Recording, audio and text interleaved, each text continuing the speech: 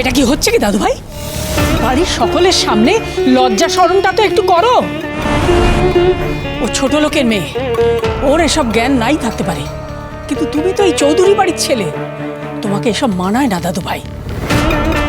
দ্রোণ, এসব এসব তুই কি বলছিস? হ্যাঁ, শেষে কিনা তুই চিনির জন্য। এসব ও বলছে না বৌমা, ছল করে দাদু ভাইকে দিয়ে এসব কথা বলাচ্ছে। দাদু ভাইয়ের মাথায় হাত বুলিয়ে দাদু ভাইয়ের ভালো মানুষের সুযোগ নিয়ে ও দাদু ভাইকে নিজের দলে টানছে।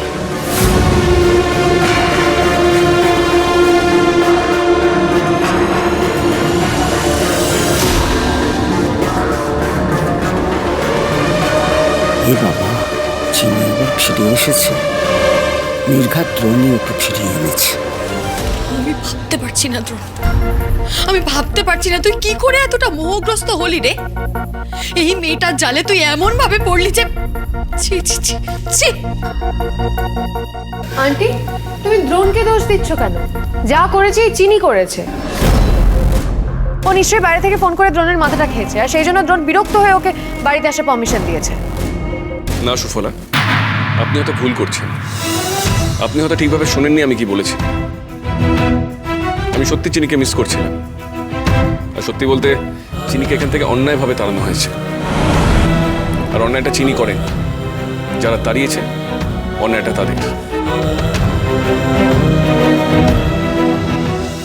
তাই চিনি আমার ভালো মানুষের সুযোগ নিয়ে ফিরে আসেনি, বরং চিনির দুর্বলতার সুযোগ নিয়ে আমরা ওকে এখান থেকে বের করে দিয়েছি।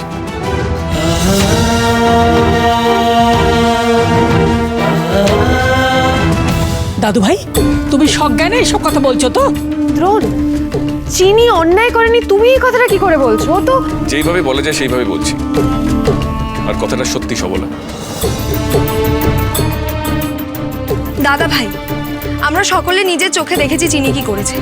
তুই নিজেও দেখেছিস নিজের চোখে, তারপরেও বলবি চিনির সাথে যা করা হয়েছে সেটা অন্যায়? চিনি আমাকে একটা কথা বলেছিল, সবসময় চোখে যা দেখা যায় সেটা সত্যি নাও হতে পারে,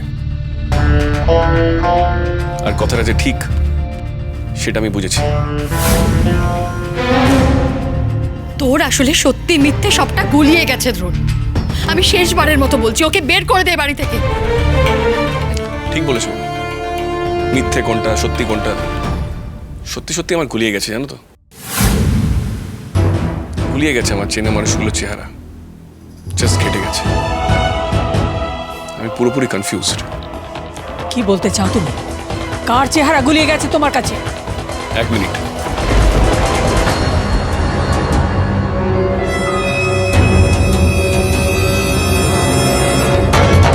ভাবলে কি করেছিনি যে আমি ওই ডায়েরিটা ওইখানেই রাখবো, যাতে দ্রোণের কাছে আমার সব গোপন কথা ফাঁস হয়ে যায়? এটা দিম্মার গলা তো।